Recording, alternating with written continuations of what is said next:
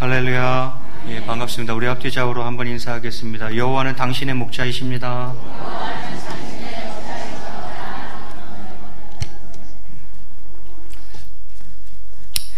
오늘은 성경 읽기 진도에 따라서 마태복음 말씀 가지고 연약한 자를 위한 기도라는 제목으로 함께 말씀의 은혜를 나누고자 합니다. 설교 제목이 뭐라고요? 연약한 자를 위한 기도.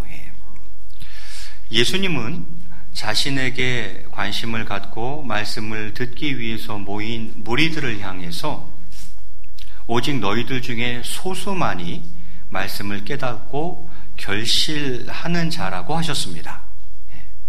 이것은 곧 우리 역시 말씀을 듣고 있으나 예수님 당시 대다수의 사람들처럼 결실치 못하는 인생을 살 수 있음을 보여주고 있는 것입니다. 많은 사람들이 예수님께 관심이 있었어요. 또 그 말씀을 듣기 위해서 모였습니다. 그 무리들을 향해서 예수님은 솔직하게 얘기하셨어요. 너희들 중에 오직 소수만이 이 말씀을 깨달을 것이고 또한 결실하는 자이다, 이렇게 말씀하셨어요. 이것을 지금을 살아가는 우리에게 적용한다면 우리 역시 말씀을 듣고 있으나 예수님 당시 대다수의 사람들처럼 어쩌면 결실치 못하는 인생을 살 수 있음을 보여주고 있는 것입니다. 그런 점에서 저희는 오늘 본문을 주의 깊게 살펴보아야 한다고 생각합니다. 그러면 먼저 씨 뿌리는 비유를 어떻게 시작하고 있습니까? 씨 뿌리는 비유는 복음을, 말씀을 받는 사람의 마음 상태와 그에 따른 결과를 설명해 주고 있습니다. 말씀을 받는, 복음을 받는 사람의 마음 상태, 그 마음 상태를 네 가지로 표현하고 그 마음 상태에 따른 결과는 이렇다, 이렇게 이야기하고 있는 거죠. 그 첫 번째가 무엇입니까? 3절에 이렇게 시작합니다. 예수께서 비유로 여러 가지를 그들에게 말씀하여 이르시되 씨를 뿌리는 자가 뿌리러 나가서, 이렇게 되어 있어요. 예수님이 천국에 관해서 여러 가지 비유들을 하십니다. 그 여러 가지 비유 중에 이제 첫 번째 비유를 하시려고 그러는 거예요. 그 비유는 바로 그 유명한 씨 뿌리는 비유예요. 자, 그래서 3절 끝자락에 뭐라 그럽니까? 씨를 뿌리는 자가 뿌리러 나가서, 이렇게 되어 있죠. 그러면 여기서 말하는 씨는 무엇입니까? 하나님의 말씀, 복음을 이야기하는 거예요. 하나님의 말씀, 복음. 그럼 씨를 뿌리는 사람은 누구입니까? 농부겠죠. 그 농부가 1차적으로는 예수님을 말하는 것이고, 예수님이 이제 복음을 증거하고 계셨으니까, 그리고는 복음을 전하는, 현대의 복음을 전하는 우리 그리스도인들을 말하는 것이기도 하죠. 우리가 나가서 말씀을 전하고 복음을 전하니까. 그죠? 자, 씨는 하나님의 말씀, 복음을, 뿌리는 자는 예수님 또는 저희들을 말합니다. 그런데 이것을 받는 마음의 상태가 네 가지가 있다는 거예요. 그 첫 번째는 길가죠. 우리 4절 말씀, 우리 화면 문서 한번 같이 읽겠습니다. 4절 시작.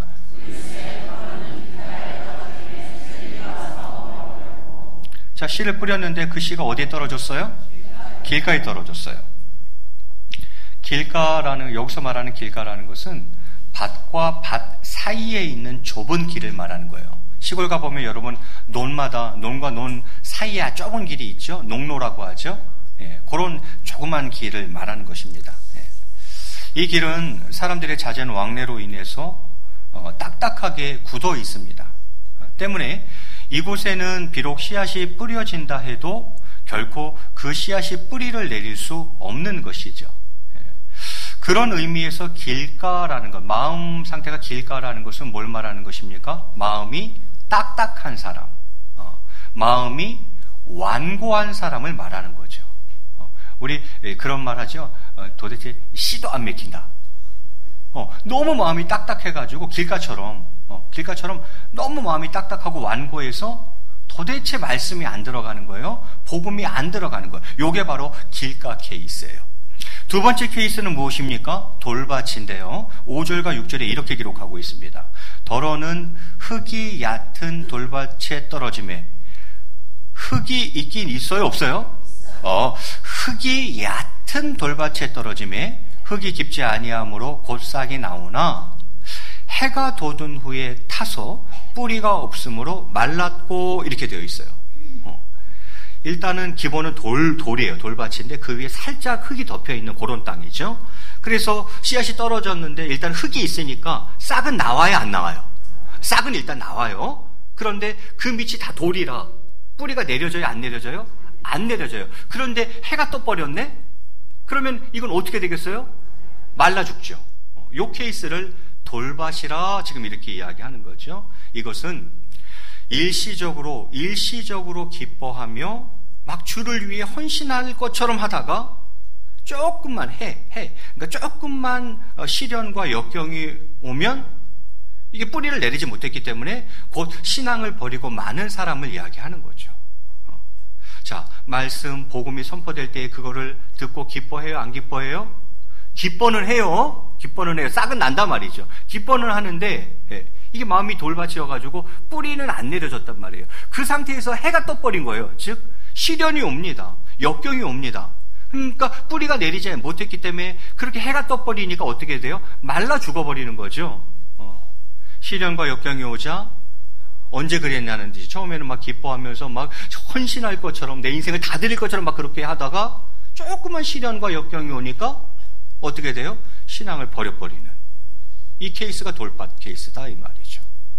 세 번째 케이스는 무엇입니까? 7절에 가시떨기라 이렇게 이야기해요.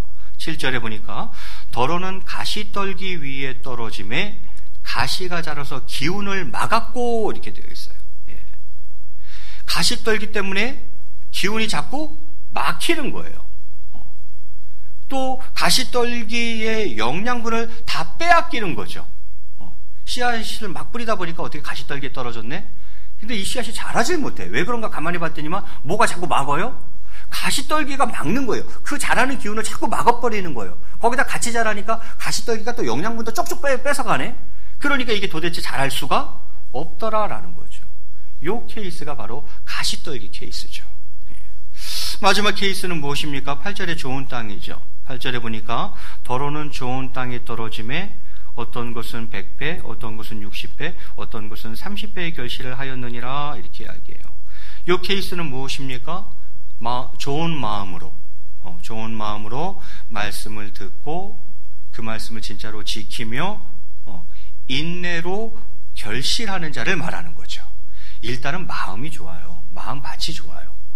좋은 마음으로 말씀을 잘 듣고 그 말씀대로 진짜 하는 거죠. 그 말씀을 지키고 말씀대로 하려고 보니까 시련과 역경도 있네. 그런데 그것을 인내함으로 견디는 거죠. 인내하여서 결국은 결실하는 자. 이게 바로 좋은 땅이다. 이렇게 이야기를 하고 있습니다.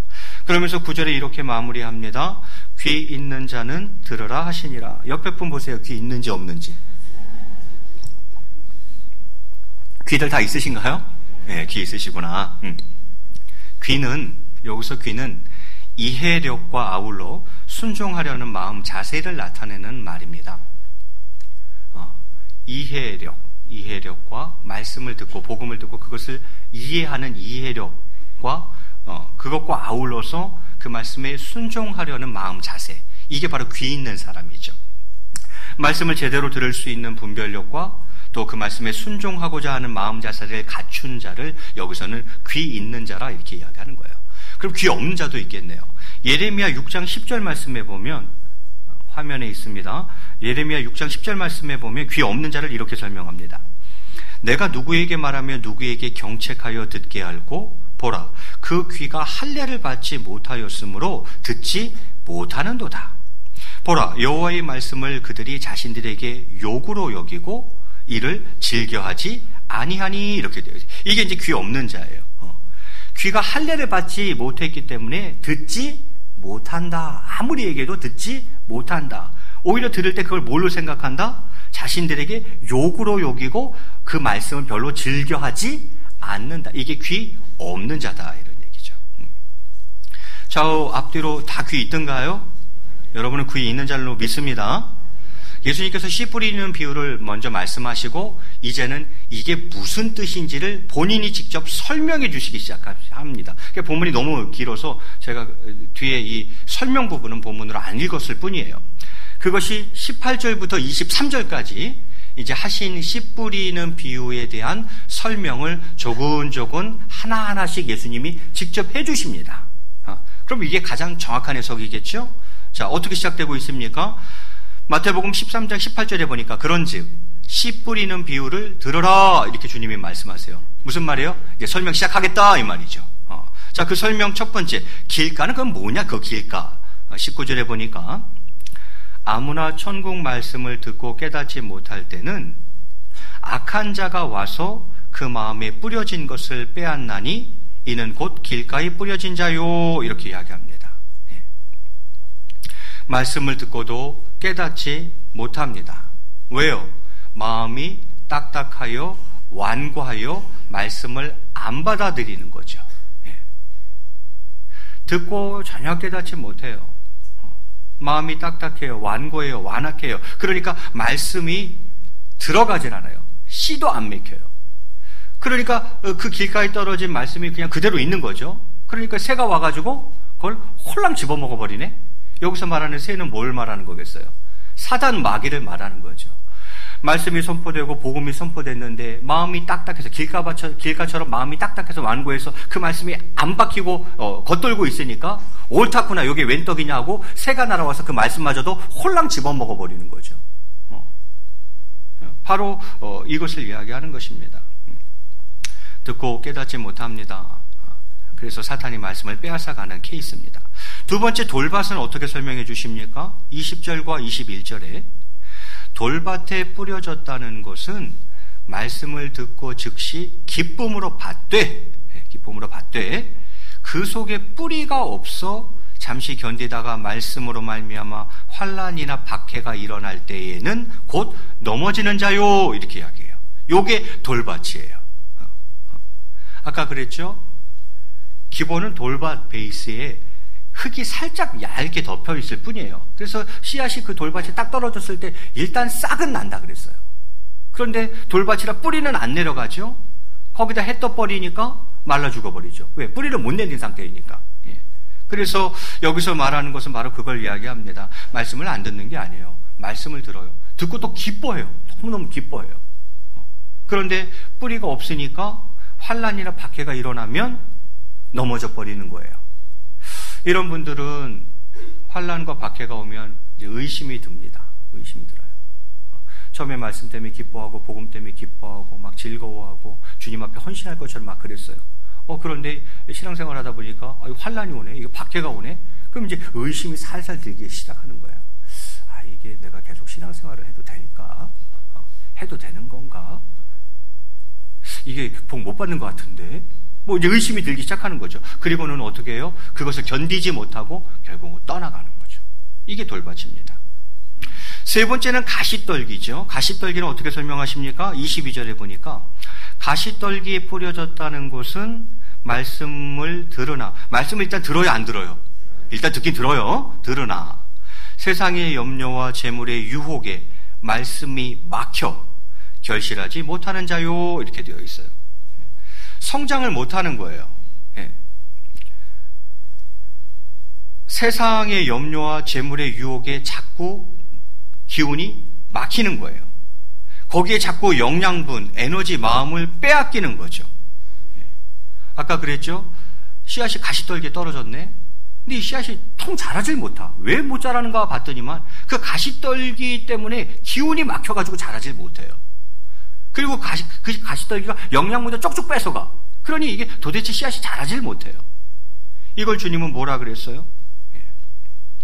세상에 대한 염려, 재물에 대한 지나친 욕심, 이게 나의 성장, 신앙 성장, 영적 성장을 딱 막은 거야. 그 기운을 딱 막고 있는 거죠. 거기다가 자꾸 거기에 세상 염려와 재물에 대한 유혹에 자꾸 에너지를 뺏겨. 나의 영적 영양분을 자꾸 뺏겨. 마음을 자꾸 거기 뺏겨.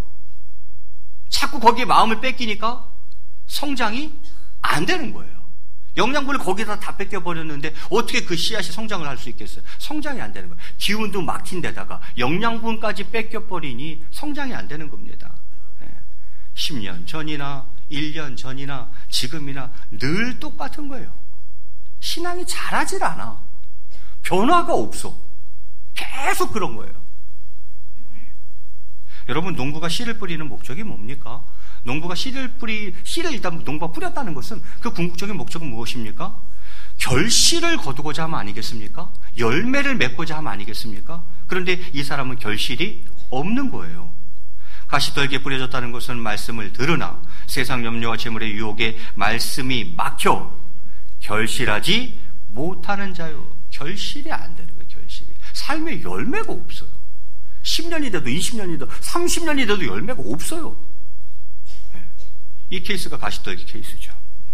마지막 케이스는 좋은 땅입니다. 좋은 땅은요, 23절에 보니까 좋은 땅에 뿌려졌다는 것은 말씀을 듣고 깨닫는 자니. 말씀을 들어요, 안 들어요? 들어요. 거기다 뭐까지 해요? 깨닫기까지 해요. 말씀을 듣고 깨달아요. 그리고는 그 말씀대로 행해서 뭐까지 해요? 결실하여 결실까지 하죠. 어떤 것은 100배, 어떤 것은 60배, 어떤 것은 30배가 되느니라, 이렇게 이야기를 합니다. 좋은 땅이라는 것은, 그 마음 상태가 좋은 땅이라는 것은 말씀을 듣고 그것을 잘 깨닫고 행해서 결실 맺는 자인 거죠. 말씀을 잘 받아들여서 말씀대로 온전히 순종하는 자입니다. 그러니 결실이 돼요, 안 돼요? 됩니다. 100배, 60배, 30배 결실이 있는 거죠. 여러분, 말씀을 듣고 깨달아 실천하는 자에 의해서 하나님 나라는 확장되는 것입니다.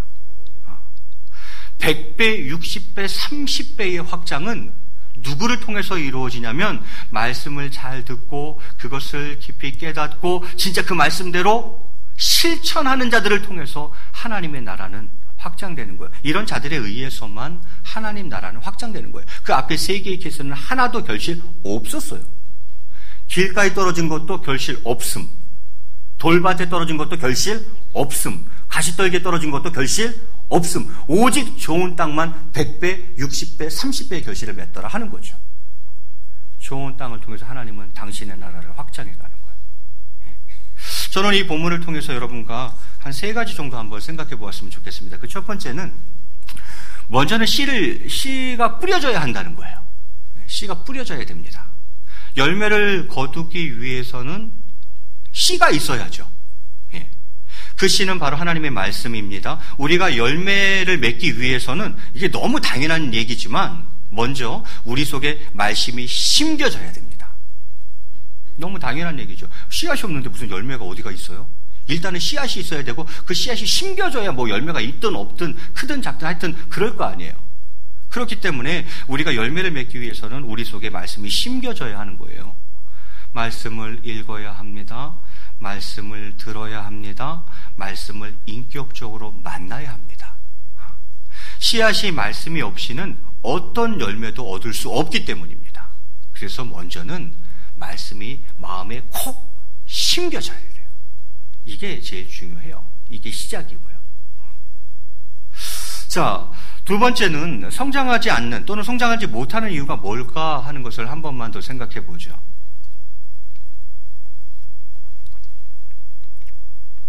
많은 이유들이 있겠지만 최소한 예수님께서 씨 뿌리는 비유를 통해서 지적하고 있는 대목은 세상 염려와 재물에 대한 유혹이에요. 이게 네 신앙을 못 자라게 한다, 이렇게 얘기하는 거죠.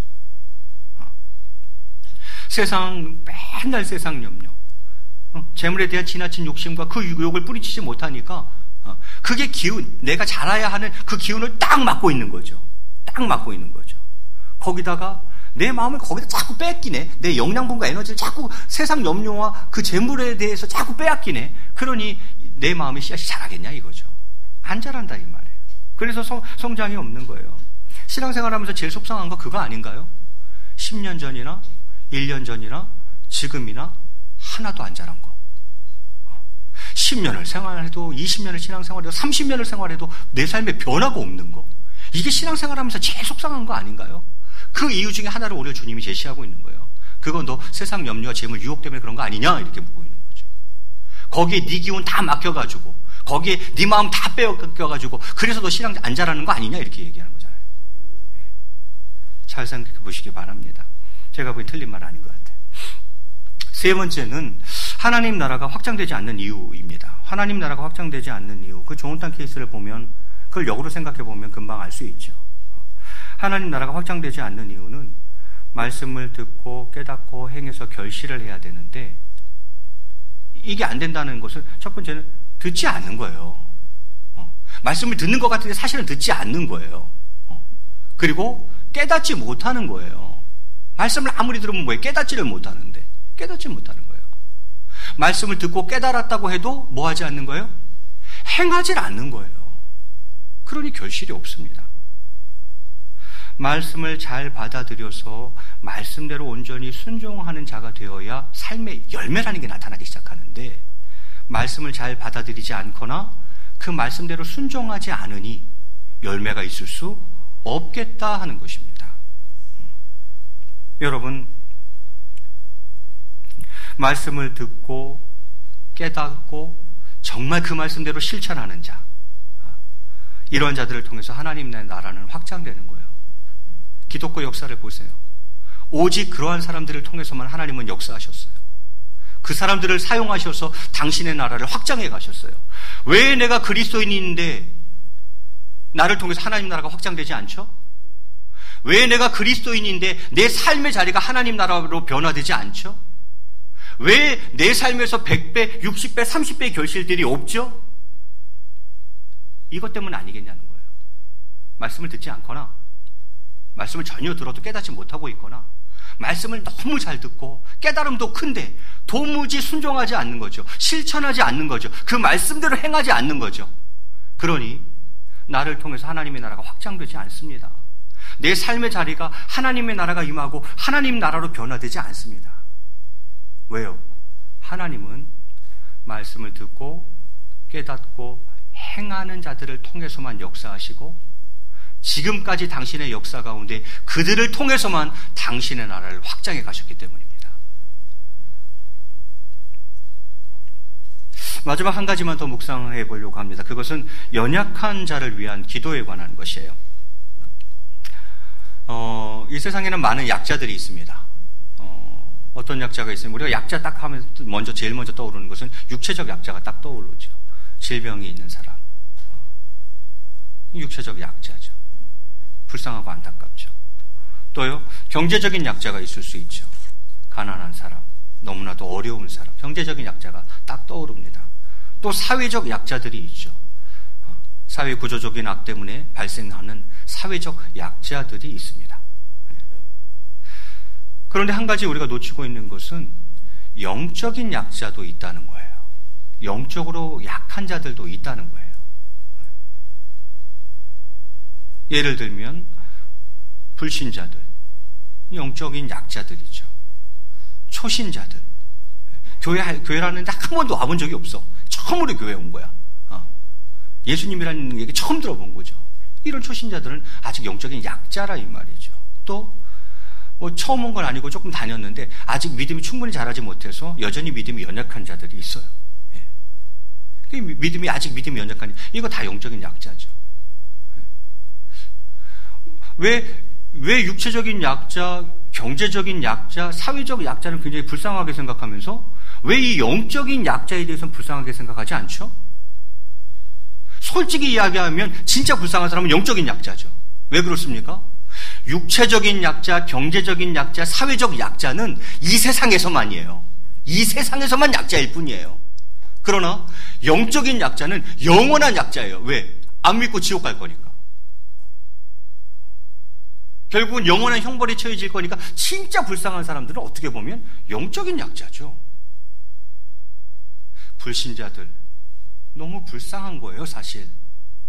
초신자들, 영적인 약자예요. 아직 믿음이 연약한 자들, 쉽게 흔들리는 자들, 영적인 약자들이죠. 이것을 오늘 본문 씨 뿌리는 비유, 밭의 비유에 본다면 바로 그들은 길가와 같고 돌밭과 같고 가시떨기와 같은 거죠. 불신자들 생각해 볼까요? 마음이 딱딱합니다. 마음이 완고해요. 그런데 불쌍한 자들이라 이 말이에요. 그들이 불쌍한 자들이라 이 말이에요. 또요, 환난이나 박해 때문에 처음엔 기뻐하고 막 좋아하다가 조금 환난과 박해 닥치니까 넘어지고 교회를 떠나는 분들, 불쌍한 분들이죠. 초신자들 말이죠. 너무 불쌍한 자들이죠. 또 그들에게는 아직 세상의 염려와 재물의 유혹을 떨쳐버리기에는 역부족이에요. 좀 역부족이에요. 아직 믿음이 견고하지 못한 믿음이 약한 자들, 다 영적인 약자들이죠. 저는 오늘 여러분에게 부탁드리고 싶은 것은 이 연약한 자들을 위해서 기도하자는 얘기를 하고 싶은 거예요. 기도하자. 왜 그렇습니까? 아직 믿음도 없고 뭐 이런 어려움들을 이겨낼 뭐가 있어요. 믿음이 없는데 뭘 어떻게 이겨내요 이거를. 아직 믿음도 없지. 거기다가 이 영적 전쟁을 이길 힘도 없어요. 그들은 이 영적 전쟁을 본인 스스로 어떻게 이겨나가겠어요 이거를. 초신자인데, 불신자인데, 믿음이 연약한데 이 영적 전쟁을 어떻게 그들이 이겨나가냐 말이죠. 여러분, 이건 사단과의 전쟁입니다. 사실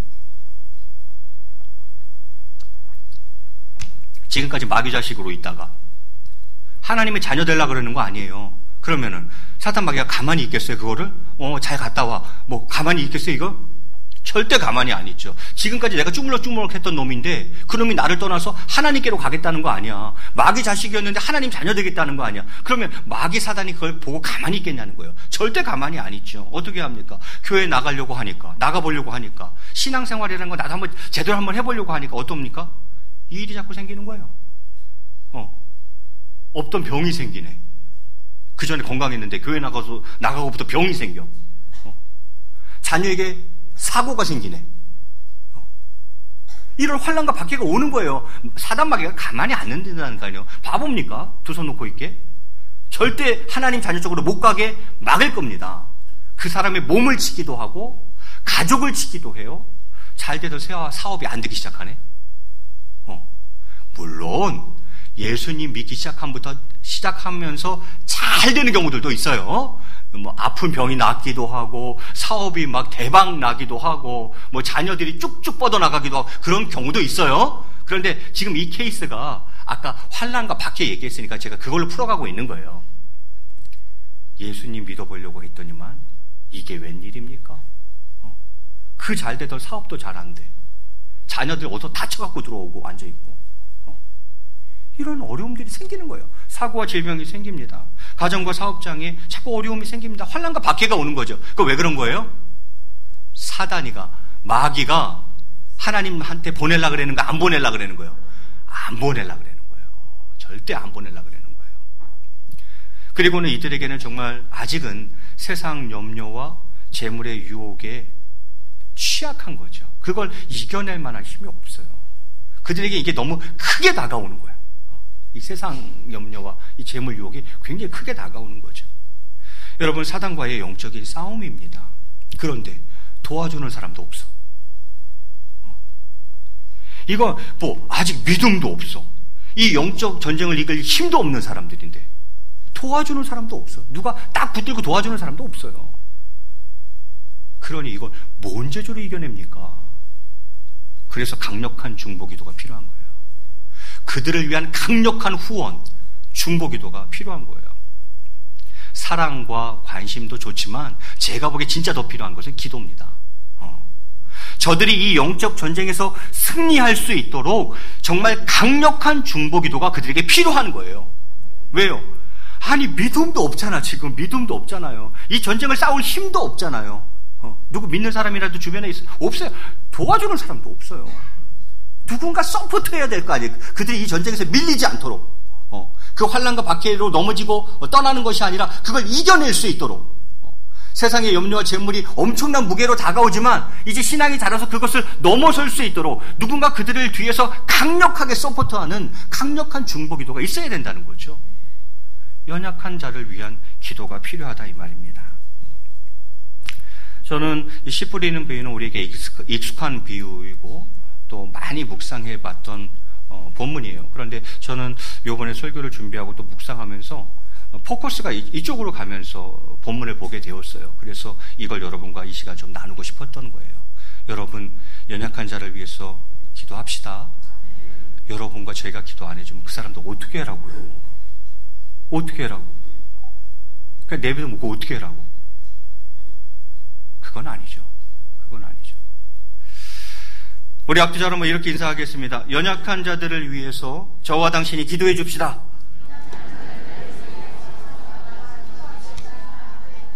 연약한 자들을 위해서 우리가 기도해 줍시다. 그런 강력한 중보 기도자들 되시기를 주의 이름으로 축원드리겠습니다. 우리 같이 찬양하고 말씀 듣고 기도하도록 하겠습니다.